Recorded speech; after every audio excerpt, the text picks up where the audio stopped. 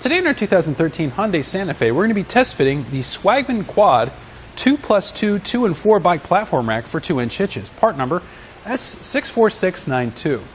We already have a bike installed on our rack. Let's go ahead and take a closer look here. This is a pretty unique bike rack in that it can fit both motorhomes and vehicles.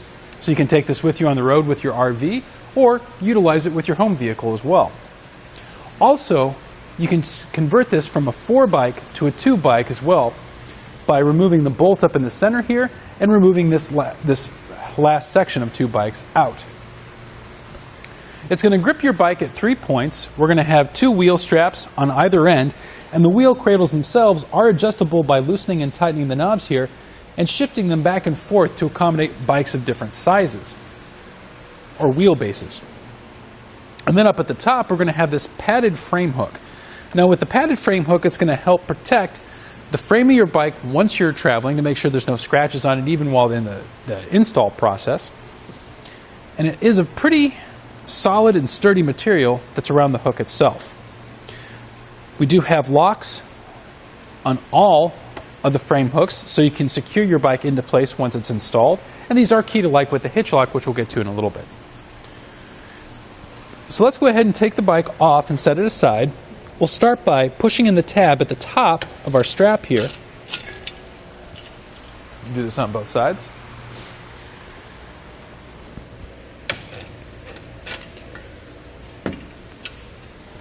And then we'll move on to our frame hook. Now before we remove it, we want to make sure we're holding on to the bike because we don't want it falling into the vehicle. So we're going to have these push buttons here at the bases of our frame hooks. Push that in and it releases it. Now when you want to put it in place, it'll ratchet down. Alright, so we'll take our bike, grab it, and set it off. Now with the bike rack in this position, I'm going to give you some measurements here, both in the 4 and the 2 bike versions. We'll start by measuring from the edge of the bumper to our outermost point, which is going to be our outer wheel well, and we've added about 47.5 inches in the 4 bike version. Our ground clearance is going to be about 16 3/4 inches.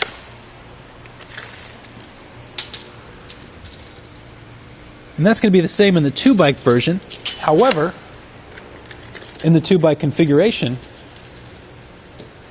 we're only going to be adding about 26 1/4 inches to the rear of the vehicle. The closest point is going to be 4.5 inches to this edge, and our ground clearance at the base here is going to be about 9 3/4 inches. So it has a nice raised shank to it to eliminate any problems you may have of clearance between the bike rack and the ground. Coming to the main masts here, these do fold down out of the way. We have these little switches on the side. You just pull up and push down. You see it catch. It only pushes down to one side. And now, with it folded flat, we have that hatch access that we don't get because this doesn't tilt away from the vehicle like most platform racks. However, it does fold up against the vehicle.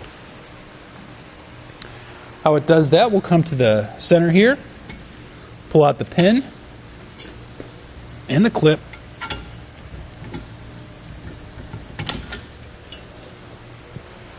and then simply lift up on the bike rack and push it up against the vehicle.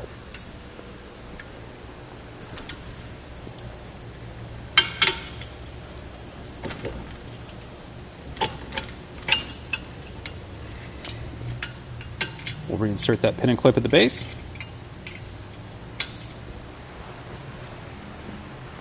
Now, again measuring from the edge of the bumper out, now we've only added about 12.5 inches to the rear of the vehicle, and our closest point is about 3 1/4 to this edge here. How this is attached to the hitch, we're going to have an anti-rattle bolt and lock. That lock does have a cover to it to eliminate all road dirt and grime from getting in there. And once the bolt is tightened down, it'll take out that shake and play in the shank. This is again only designed for 2-inch hitches and can be used with both RVs and regular vehicles. And there you have it for the Swagman Quad 2+2 2 and 4 bike platform rack on our 2013 Hyundai Santa Fe. Here on our test course, we'll first go into our slalom. This is going to show side-to-side action, such as going around corners or evasive maneuvering.